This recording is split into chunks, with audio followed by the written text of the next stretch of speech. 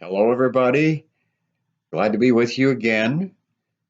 This is your Doc Wywoody here at my retreat about 200 miles west of Jamestown, where I've traveled to get hold of some better sound equipment and other technical matters that I needed to take care of, which has caused a bit of a pause this week in the presentations I would want to be giving for you all. Hope you're all well. Hope you're doing well. Hope your health stays up. If we all follow the guidelines, I guess in a couple of weeks, things should be looking better here in the United States anyway. So today, I want to talk about two short stories, the two stories assigned this week. Hills Like White Elephants by Ernest Hemingway, and Black Man and White Woman in a Dark Green Rowboat by Russell Banks. Now, let's talk about Hills Like White Elephants first, because I sent everybody a copy of the pages. And the story opens with the hills across the valley of the Ebro were long and white. That's the kind of description that you often will uh, come across in a story that has an omniscient point of view. And it's not quite clear yet, though it seems to kind of hold all the way through.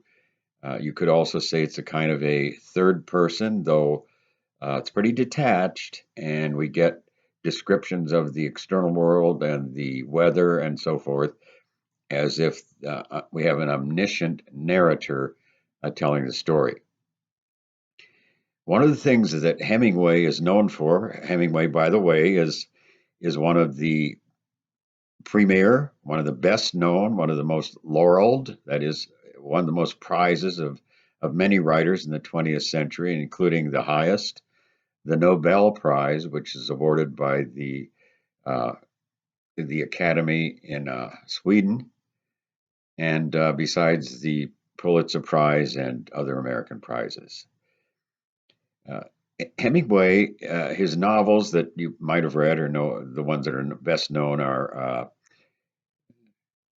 A Farewell to Arms, which is both about a farewell to military arms, but a farewell to those arms that wrap you round and press upon your heart the loveliness that's long faded from the world, which is a kind of a paraphrase of a poem by William Butler Yeats, who doesn't have anything to do with this here, but I just thought I'd throw that in.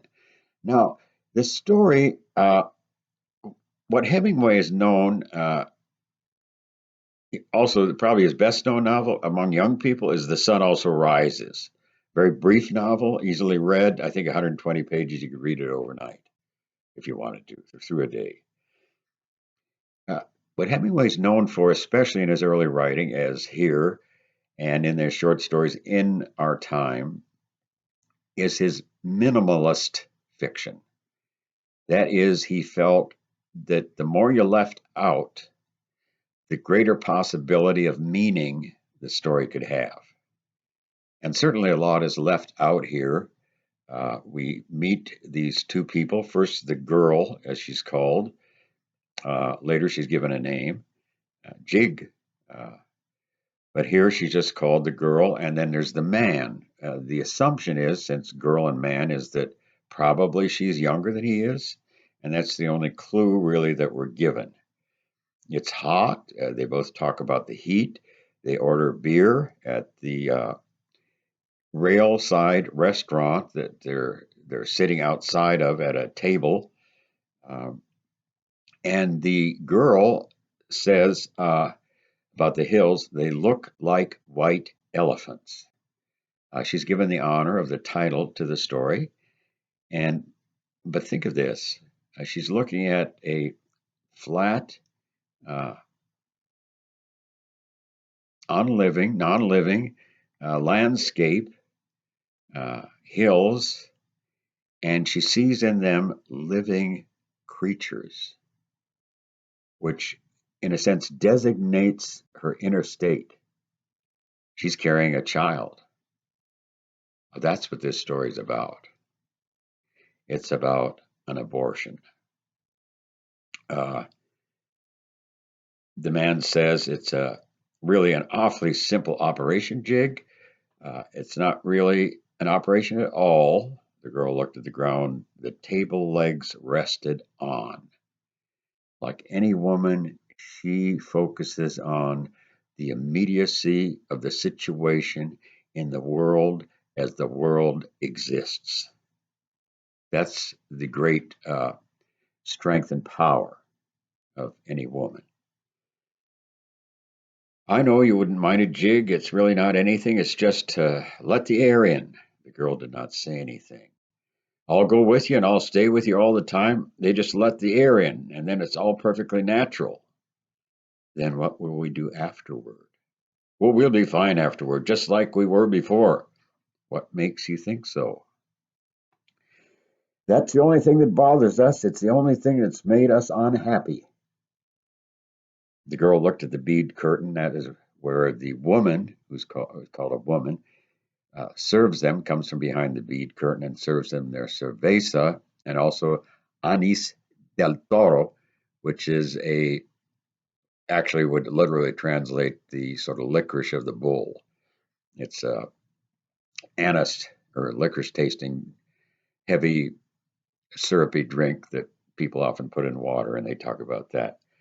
So he's telling her how easily this is going to be. Of course, he's not the one that has to go through it. So he's kind of gee, can I say this? He's kind of an ass.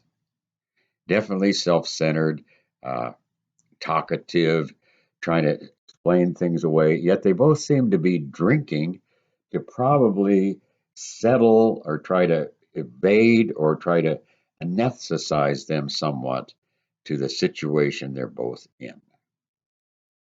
Uh, Finally, the story concludes really with the man taking their luggage over to the other side of the tracks where the express train is going to be coming in from Barcelona, which will take them to Madrid, which would be the larger city. And that is probably where this simple, as the man puts it, operation is going to take place. And he carries the luggage over to the other side of the station where the train will be coming in. And he drank an anise at the bar and looked at the people.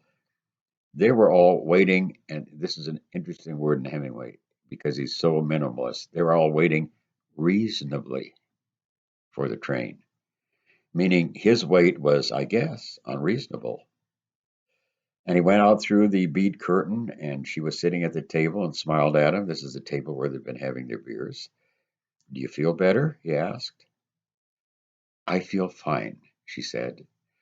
Uh, there's nothing wrong with me. I feel fine. You hear the irony? She doesn't feel fine at all. And that's one of the strengths of Hemingway. That's the concluding line of the story. And you're left thinking or realizing, you know, she doesn't really feel so fine at all, does she?